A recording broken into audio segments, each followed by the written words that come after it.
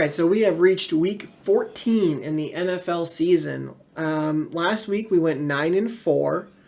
I was going through all my picks and I was like 7-0 or something like that through my first 7 picks. I was doing great, and then Pittsburgh ruined it when they lost Arizona, and then Carolina ruined it even more by not winning their their first game without Frank Reich, which they're supposed to win, but they only lost by 3, so we'll call that a win. But that gives us a 120-73 record on the season. So before I get into my picks, one odd thing about the schedule this week, there's 2 Monday night games. Tennessee at Miami and Green Bay at Giants. They both started at 8:15. It's weird. So let's start with the Thursday night football game. New England at Pittsburgh. Taking Pittsburgh. Pittsburgh, I beg of you, do not lose this game. Please. Please win this. I cannot take a loss to the Cardinals and a lot, which, by the way, yes, Cardinals, Kyler's back. McBride's a good tight end. Connor is a good running back. But come on, I can't take a loss to New England. I flat out can't. So please beat them. Please. And no Kenny. Mitch will be the starter. We'll see what happens. In the unlikely, I'll call it, event that both Mitch and Mason Rudolph were to get hurt, the third string emergency quarterback for this week is Trace McSorley. Because Kenny's not going to be active. He's already declared out.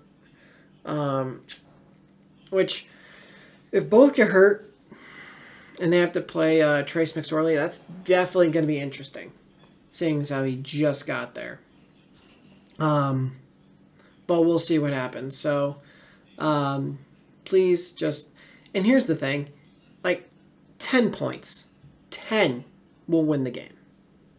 So all you got to do is break double digits and you'll win. That's all you got to do. It's not going to be a very exciting game. If you're not a Patriots fan, you're not a Steelers fan, if this doesn't impact your wild card scenario in any way, shape, or form for your favorite team, you don't care. And you're not going to end up watching this game. Tampa at Atlanta. I am going to take Tampa, I think. This is a bad division. It is. Atlanta is leading the division with a losing record. This right here, though, is where my opinion on the playoffs being purely based off your record. Now, obviously, if 2 teams have the same record and you have to go into tiebreakers, blah, blah, blah, blah, that's fine. But if the Atlanta Falcons were to win their division at, say, where are they, 6-7 right now? I think, right? I think 6-7. Well, wait. What's their record?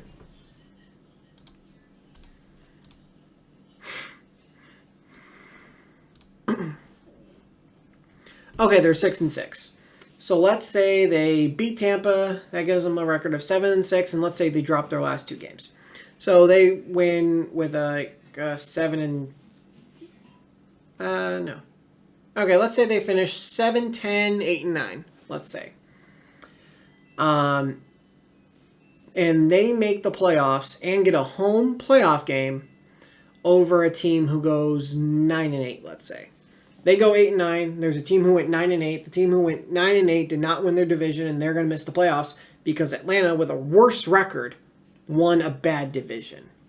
I think it was Carolina years ago, made the playoffs winning 6 games.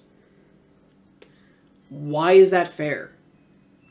So to me, it should be 1 to 7 based on your record. The first 4 seeds, you are the best 4 teams by record. Again, tiebreakers, whatever you want to take into account, in the playoffs. You 4 get the home games. So guess what? If an entire division is really, really good, and yeah, they're going to lose to each other sometimes and whatnot, but if an entire division takes 1, 2, 3, and 4, which is unlikely, but if a division takes 1 and 2 or 1 and 3, if they take 2 of those top 4 and they get home playoff games, so be it. But I hate it where a bad team wins a bad division and then you get to be in the playoffs. So to me, that's something that's got to change. So, Tampa, I do believe, is going to win the game, though. Detroit at Chicago. I'm taking Detroit. Trying to think the last time these teams played each other, because I think they played each other already.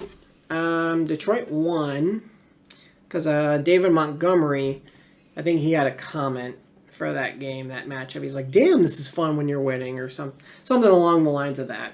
So Detroit's going to win the game. Indy at Cincinnati. I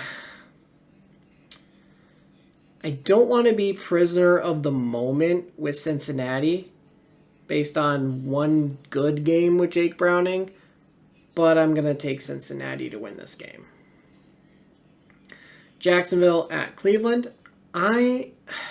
If Trevor Lawrence was playing, this would be easy Jacksonville. Because Trevor Lawrence is not playing, I'm going to take Cleveland here. Carolina at New Orleans. I'm taking New Orleans.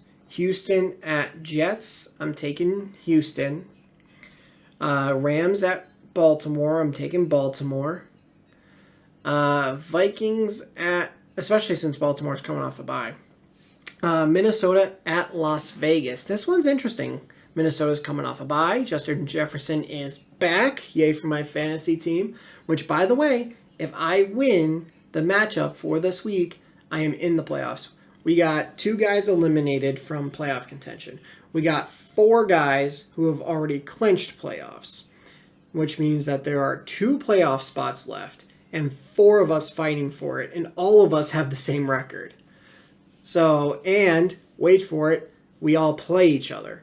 Obviously not the 4 of us in a single game, but I play one of the guys and the 2 other guys face off. So 2 games will decide the final 2 playoff teams. It is win and you are in. If you lose, you are out. There is no lose and, if this person wins here or that. No.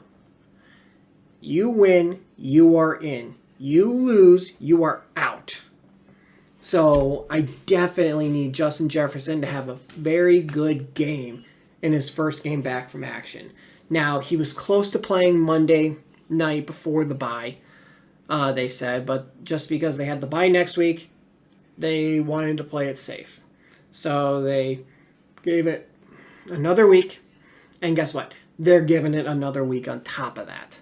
So he should be full participant all throughout the week of practice, and then he would be good to go for this game.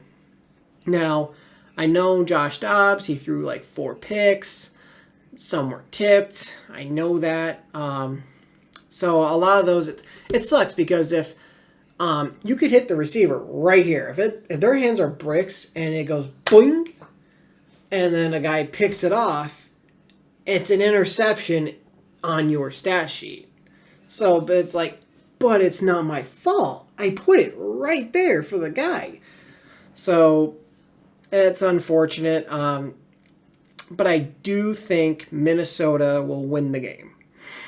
Seattle at San Fran. San Fran's winning this game, though I do believe, from what people have said, Seattle plays them hard. It's a division rivalry, so that typically does happen. But I'm taking San Fran here. Buffalo at Kansas City. I'm taking Buffalo. Buffalo's coming off a bye. Kansas City's not the team that they've been in years past. Well, yes, they are still a very, very good team. They're just not what they've been. And there's one thing about this. The guy that I face in fantasy this week has Josh Allen. So, Josh, buddy, amigo, you mind handing that ball off like the entire game? Let James Cook run. Let Latavius Murray run. Ty Johnson run. Just hand it off and let your running backs do all the work. You don't need to throw any passes. You don't need to rush for any touchdowns. You're good, right? You can just sit back, enjoy it, and don't score touchdowns, please. We'll see what happens, but obviously, even if Josh Allen goes off and everyone else on the other guy's team doesn't do anything, then okay, one guy went off. Denver at Chargers. Denver coming off their first loss after winning 5 straight. Chargers, you won 6-0 against the Patriots. By the way, I gotta remember the year. The Patriots are the first team since 1938 to lose 3 straight games while holding the opponents to, I think it was 11 points or less, or 10 points or less. Essentially holding the opponent to just barely double digits or single digits in 3 straight games and losing. So that's brutal. Chargers being the example, it was 6, and you lost. I'm going to take Denver. I don't know. Something just says Denver's going to win this game. They're going to bounce back. They're going to win the game. Philly at Dallas. This one's interesting. Man, it's tough because, I'm thinking, I know Dallas, they haven't beaten any, really good teams. They were able to beat Seattle, who had a winning record going into it at 6-5, but they had lost 3 out of their last 4, I think. So they were at 5-2, and then they went down to 6-5. So they were definitely reeling, and now they're 6-6. But they played Thursday. So they're coming off a week and a half rest, basically. They're that little mini bye. Then Philly, when they took on San Fran was coming off one of those mini byes.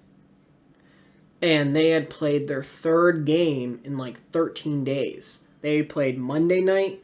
Then I think it was a Sunday night they played Buffalo, where they played overtime in 90 some odd snaps on defense or something like that. It was crazy. And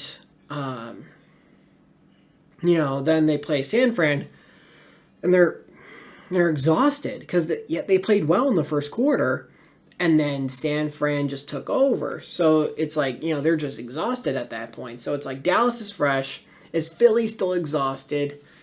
But Dallas doesn't beat any good teams. This is tough. I'm going to say,